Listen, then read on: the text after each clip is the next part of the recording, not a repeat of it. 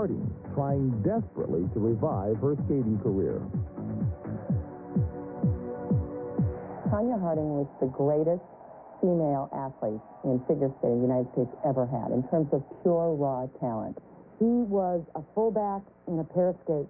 There was no one who had the physical talent, the jumping ability that Tonya Harding had. Absolutely no one. She exploded on the scene in 1991 at the U.S. Nationals, landing a triple axel. Still the only American woman to land a jump in a competition.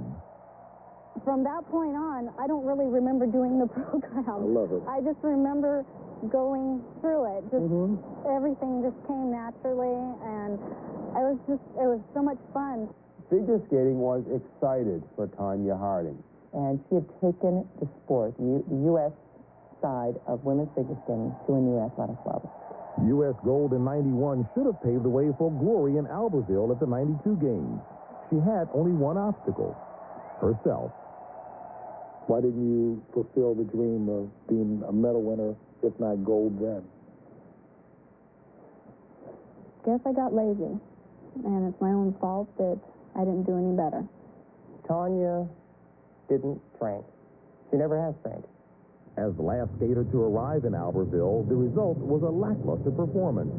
Her coach said that she was jet-lagged. Harding was edged out for the bronze by Nancy Kerrigan, while Christy Yamaguchi won the gold. One of the great shames in the Tonya Harding story is that had she committed herself as an athlete for a 4-month period between September 1991 and February 1992, none of this other nonsense might have been necessary. Her world on and off the ice started to spiral downward in 93. Her marriage with Jeff Gillooly was at best stormy and ended in divorce in August of that year. Then two curious events occurred. First, she returned to her ex-husband. She came and knocked on my door one evening and said, "I need some help. I'm in trouble. My skating's not going well." Then, on the eve of an important Olympic test event in Norway, she withdrew, citing a serious medical condition.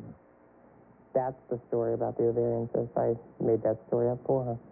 Meanwhile, a series of calamities on and off the ice took place, from loose skate blades to a suspicious death threat, and most surprisingly, a reunion with her former husband.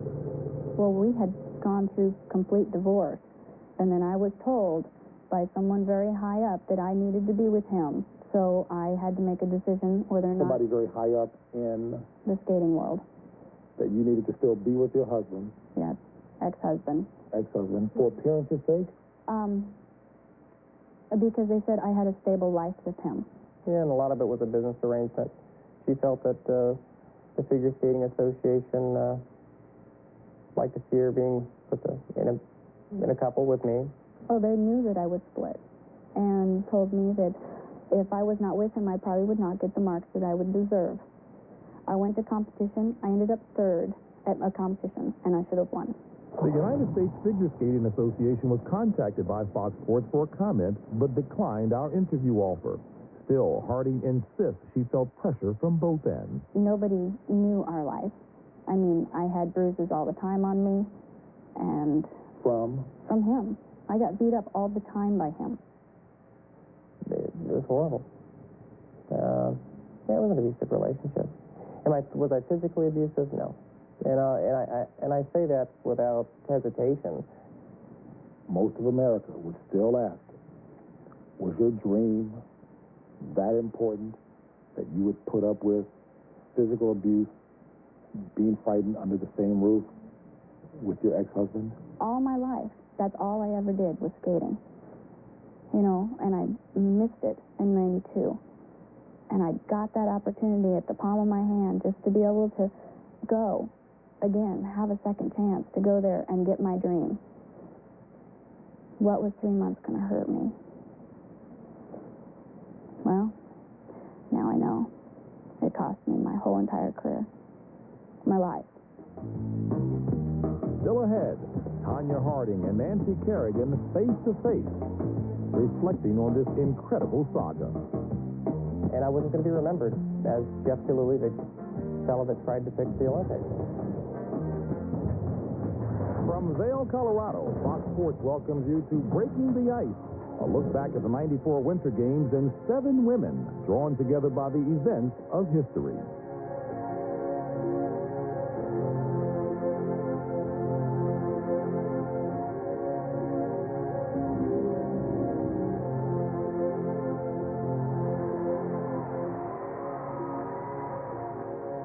Tonya Harding, figure skating's outsider.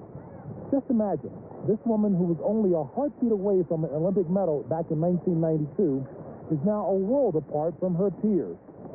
Acceptance back into the sport? Not likely. And at a time when figure skaters are performing for huge television audiences and packing arenas all over the world, Harding skates only for herself, alone.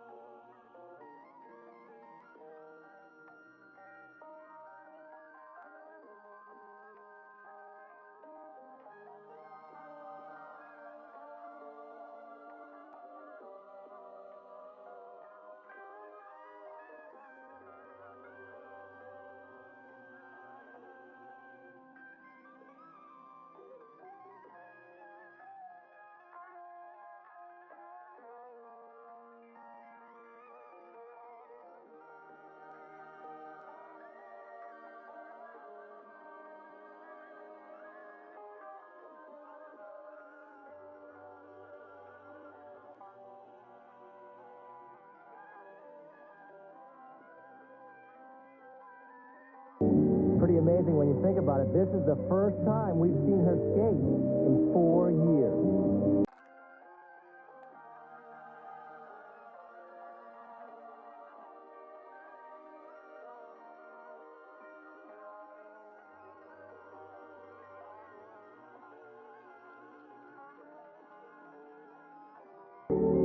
That triple toe had all the speed and all the power of the Tonya Harding we knew as an amateur. When I'm watching her skate right now, the emotions, I have very mixed emotions. I'm not feeling sympathy. I'm not feeling compassion. I don't have a desire to see this girl succeed. But what I am seeing is a package of raw talent and a fight. This girl has fought for everything since she was a little girl. For the last 4 years, everything she's been through, she could have hidden. She could have disappeared. And you know what she did? She skated. She skated because that's all she's known how to do. And she still got the jump.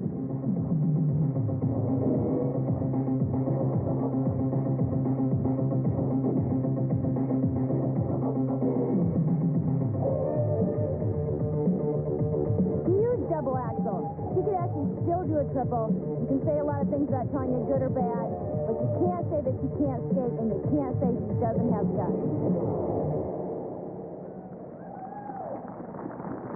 Guts indeed, Roz, but the question everyone wants an answer to is, are guts enough to prevail over her incredibly troubled past? And we have more now on a breaking story. Figure skating champion Nancy Kerrigan was attacked. Within about 20 minutes, we reporters in the press room kind of laughed out loud and jokingly said, where was Tonya Harding during this? So there was always this feeling that when Tonya was around, anything could happen. I had a hard time believing it because Tonya had skated so well immediately after. I can't imagine knowing about something so horrible and actually seeing it carried out and then going out and skating well. Without Kerrigan there, Harding dominated the competition en route to her second national championship while securing an Olympic berth. She absolutely believed that with Nancy Kerrigan not there, that the other girls didn't pose a threat to her ability and that she would not have a problem. Did you want your dream badly enough that you would live with your ex-husband, that you would agree and conspire with him to remove No. who was the biggest obstacle to She your was not realizing an your obstacle. dream? That's what people don't understand. I'm really happy, but it won't be a true crown until I get my chance with Nancy, and that'll be Olympics. And let me tell you, I'm going to whip her butt. There were two spots for the 1994 Olympic team for the women. Nancy Kerrigan was the odds-on favorite for one. Tonya Harding was the odds-on favorite for the other one. This was a no-brainer. There were two women who were going to make the team, and it was an open and shut case. So where Jeff Gillooly and the boys in Portland got the idea that they had to attack someone's knee to make the Olympic team, I have no idea. We felt we had such an investment involved here, we needed to carry it through. From the time she landed back home in Portland, fingers were pointing to the Harding camp, especially her bodyguard, Sean Eckhart. Well, the whole thing started to unravel because Eckhart just couldn't keep his mouth shut. And he knew so much that wasn't out there, I just don't think he could restrain himself from telling people. Ultimately, he told enough people that, the FBI got on to him. And, of course, once he was confronted by the FBI, he just collapsed and started to cooperate. Jeff, is Tonya innocent? Anything to say to your fans? Please believe in me. Was there a lack of physical evidence, hard evidence that could tie her to being involved in the planning on the front end of this conspiracy? No, there was physical evidence. The envelope that was taken from the dumpster in the Dockside Tavern, much of the handwriting on which was tied... Dockside Tavern where? The Dockside Tavern here in Portland. Much of the handwriting on that envelope was identified as her, and it linked her to the phone call to the arena outside Boston and to the checking that was done there on the practice times. Who called the arena? Tonya did. Why did you call the arena? To find out if Nancy Kerrigan skated at these times. That was for Sean's information to pass on to whoever was going to make these threats against Nancy Kerrigan. Tonya admits to pursuing Nancy, but for other reasons. We had pictures taken from when we were on the podiums at 1991 Nationals that we did want to have signed for that. But that was it, plain and simple. You didn't make the phone call to No. Massachusetts to find out about No. Nancy's practice time? When I saw Nancy at Nationals, I asked her if I could send her the photo and if she would sign it and send it back to me. FBI testimony tells a different story. Journalist Vera Morano testified to the FBI that calls from Harding to her were inquiries about Kerrigan's practice arena and home addresses. So you maintain that you didn't know until 3 days after the attack? No, 3 days after I got home After you got from home. Nationals. She gave the go sign. She wasn't in any way in charge of orchestrating any of the events that happened after that, but she was involved fully from the get-go. Sean orchestrated everything. I could never hurt anybody, ever. I mean, I got the kicked out of me all the time. If that's the way you felt about your ex-husband, if that's the way he treated you, being abusive physically, then why lie to the FBI to protect him and the conspirators, that which you acknowledged to the FBI? Why protect him? Why lie? Because I asked for protection and they wouldn't give it to me. The FBI wouldn't give you protection? No, they wouldn't. What did you ask for? I asked them to put me someplace where nobody could get to me. If you were to cooperate? Yes, You asked that officially of them? yes, And they said? no. I think that's her imagination. I mean, in fact, my memory is that it's undisputed that she met alone with Gillooly after that interview, and voluntarily so. So I guess I would wonder why, if she was so concerned about him, she would have done that. I mean, that's not a credible statement. I guess what I'm saying is people are having a difficult time wondering, can Jeff really be lying? Could he have been lying to the FBI to have had so much detail about the planning of the attack? It was very easy. I mean, he took a lie detector test when he first got his attorney and totally failed it. I took 2 polygraph tests. I took one with my attorney to try and substantiate our claim that we weren't involved and failed it miserably. Polygraph test with the FBI, I passed, admitting my involvement and Tonya's involvement. I took one and I passed. I mean, if she passed the polygraph exam, then where's the report that she passed the exam? The report has never been released by her or any of her representatives, I suspect, because it would show otherwise. It's almost like Three Stooges. I mean, just that's really what I was involved with. I mean, and I was one of them. I mean, if there was 5 of us, it'd be the 5 Stooges. I mean, absolutely ridiculous. What is your plea to the charge of racketeering? Guilty. Gillooly served 8 months of a 2-year sentence. But since then, he's changed his name, remarried, and desperately seeking to clear his conscience. Obviously, the way I was thinking, the way I was living, the way my beliefs were led me exactly to where I was, which was prison, and a very unhappy life. Since then, I decided I needed a new lease on life, thus the name change. And I wasn't going to be remembered as Jeff Gillooly, the fellow that tried to fix the Olympics. I did not want to be remembered for that. People say, aren't you angry that you went to prison and that Tonya got what they say, see as a slap on the wrist? And I say, no. I went to prison. I did what I did, but my soul is clean. She has chosen to, and it looks like she will for the rest of her life, taken the stand of limited involvement in this whole thing. She's got to live with that guilty conscience until she decides to come clean, and that is a sentence that was much harsher than anything that was handed down to me.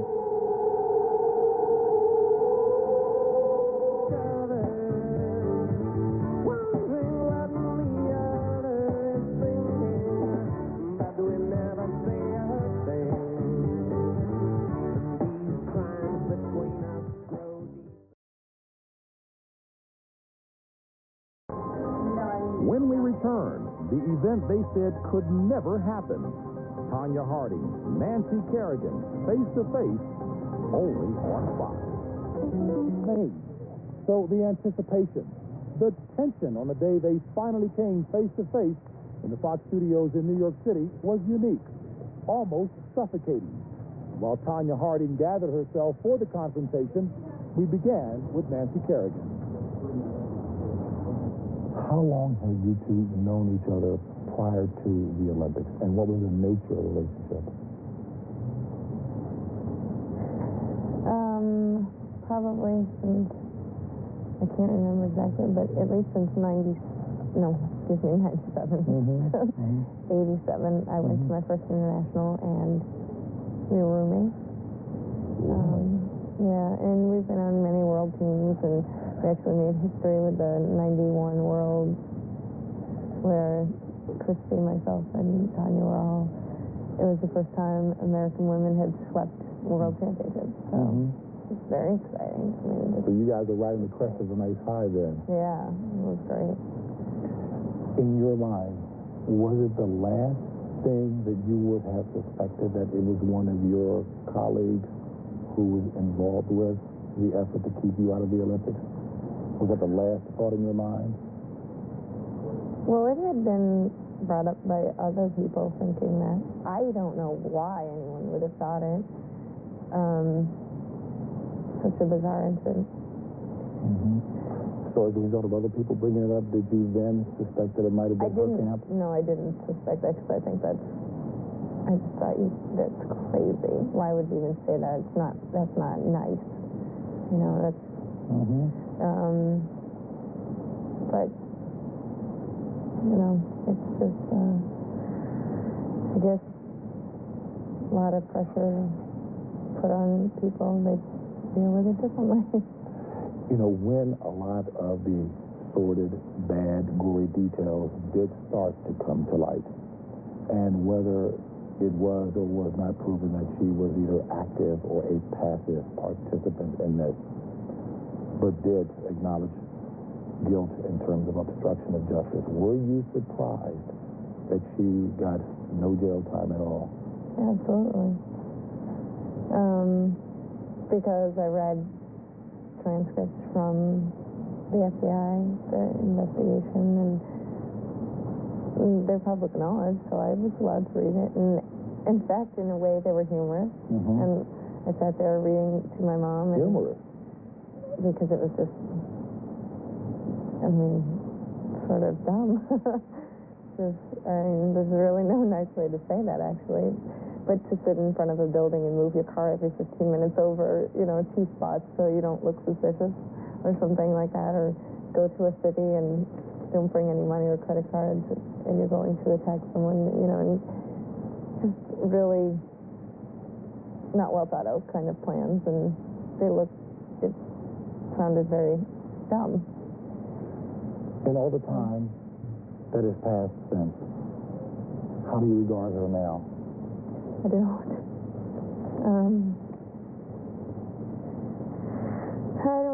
I think probably only think about any of it when asked, or many times people will come up, or young kids that remember, and they were very young men, and they say, and they ask me about my knee and how I am, and will mention what they think of her, and I don't, but sort of, it's in the past. So much has gone by since then. I'm married, I have a baby, my own family, something I've always wanted and I just love. It's so long ago. I don't know, I just... Has there ever been a thought, prior to today, of sitting down with her to try and resolve it, to reconcile, to air out the differences? No, not by me. By many people there have been. But I have a lot going in my life that I care about.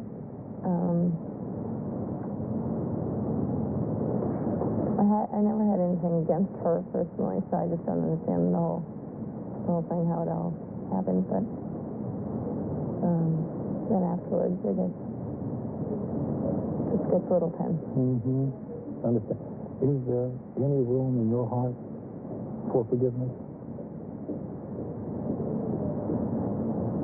Well, I think from all of it, I just hope that she can learn from that and better her life and not hurt anybody else. Okay. Hi. How are you? Thank you.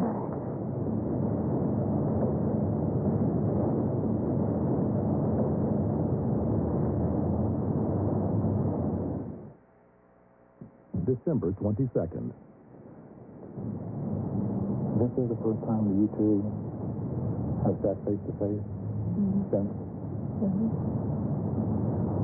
Nancy, without a doubt, you two have been, are, and will forever be linked to Lillehammer and the incident.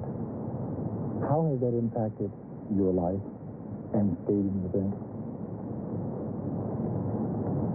Well, I think for skating, the incident, in a bizarre way, has helped the sport because it brought awareness to the sport so many millions of people watched that otherwise would never have. And I think because of that, they watched and enjoyed it, and are still fans now of the sport. And they watched because of the so-called rivalry, which I don't think there is any rivalry and never was. And the impact on your life specifically?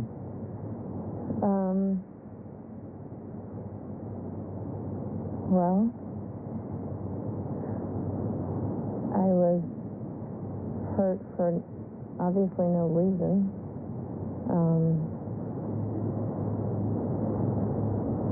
Luckily, Phil got to get well enough in time to go and compete and skate the performances of my life with the help of my family and the world, really. The entire world got behind me.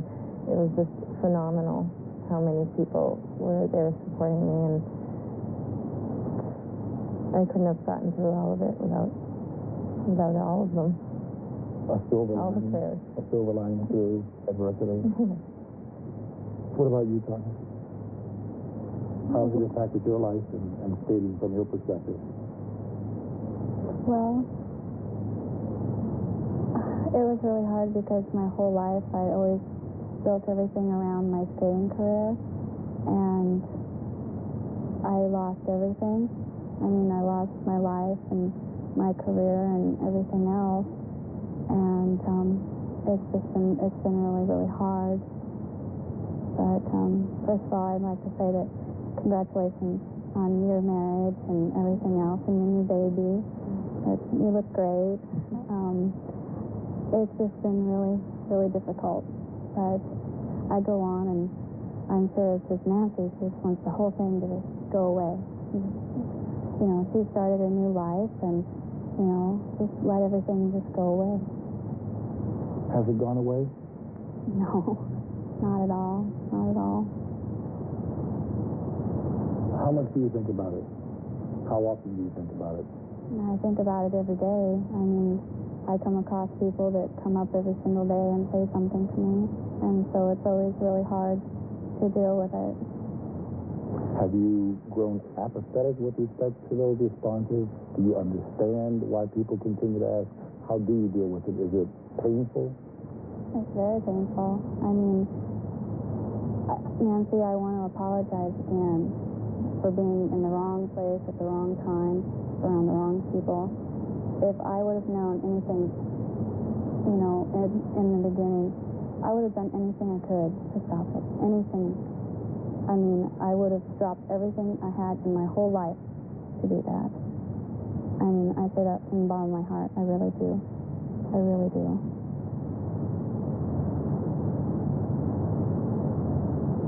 But clearly there's still a large segment of the population that thinks that you were either passively or actively involved in the planning and execution of it.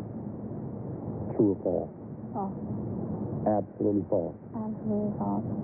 Why do you think then, if that is the case, why did you become, at least as I understand it, a main focus of the investigation? I don't know.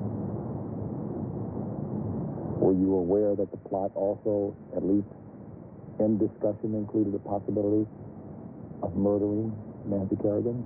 Excuse me? Did you know that the plot and those who were involved, the conspirators, if you will, had discussed possibly murdering Nancy Kerrigan? No. Oh, my God. No, I did not know that. I did not know that.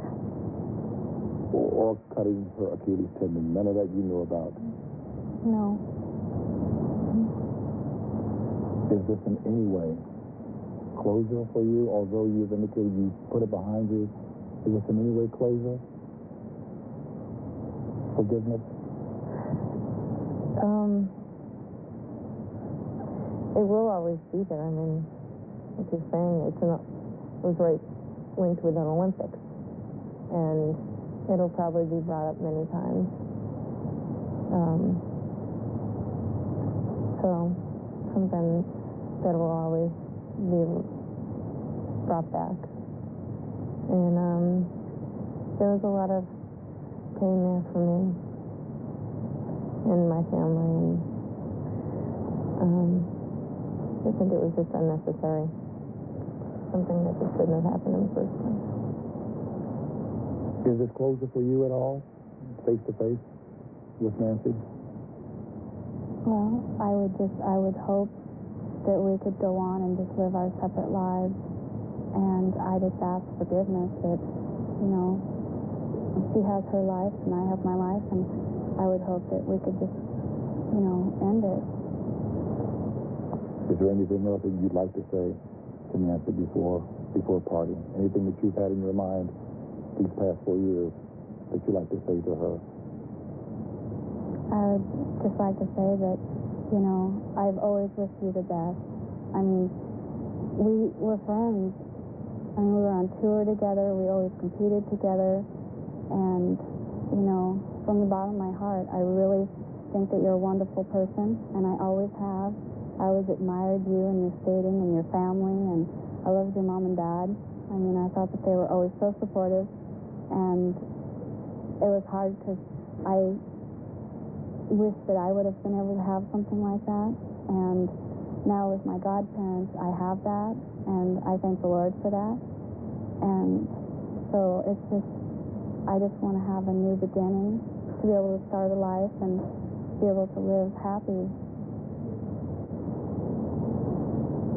Your response? I'm glad you've moved on and hope that never anything happens like this again and you find happiness.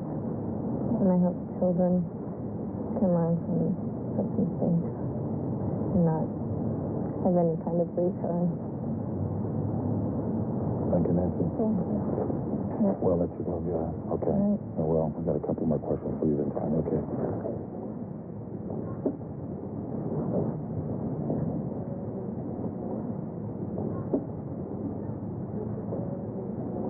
And with that, an incredibly emotional day for Nancy Kerrigan had come to a close. She had faced Tonya Harding.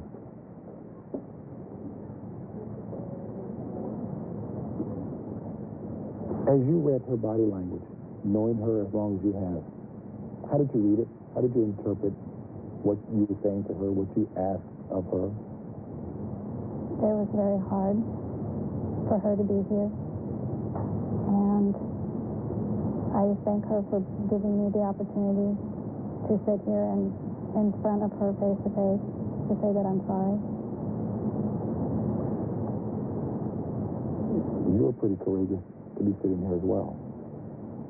What were you hoping for, and did you accomplish it in your mind?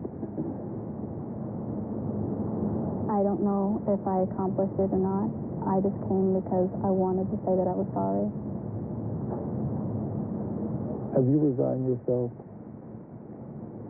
to the eventuality, maybe in the minds of many, Tonya, that there are those who won't ever believe you no matter what you say, and especially in light of having acknowledged that you were guilty of obstruction of justice? Yeah. But there's no excuse for me not going and telling them when I found out, except that I was so afraid. I wanted some protection. And the day that I told the FBI everything that I knew, they said, okay, we have protection for you. I went to my father's place, and Jeff broke in front of their agent and beat me up. How am I supposed to feel? How am I supposed to feel if they can't even protect me?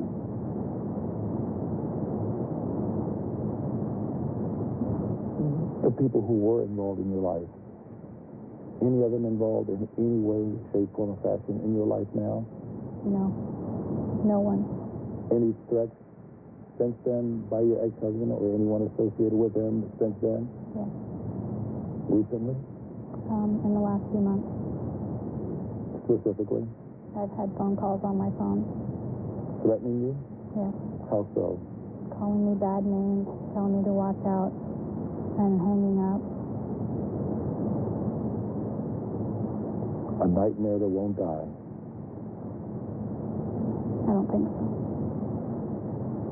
If you could ever hope for closure on this from your perspective, Tonya, what would it be? How would it end up? That I can just live peacefully, happy, and have forgiveness from Nancy and her family. My final question then, Tonya. When all is said and done, and you're at life's end, can you leave this earth comfortable in the knowledge that you had no hand, actively or passively, in the attack, and that what you're asking for, not only in the way of forgiveness from her, but maybe from others as well, is genuine and should be given? I believe so, because the Lord knows where my heart is, and the Lord is the only one who knows the whole truth. And your heart is where, and the truth is? The truth is that I believe that I will go to heaven because He believes in me. Because you had nothing to do with it. I had nothing to do with it. Thank you very much, Tonya.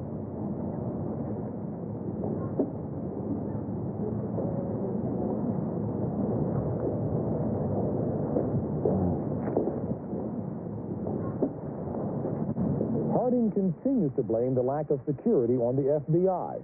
Federal and local authorities, as shown earlier on Fox, dispute this allegation.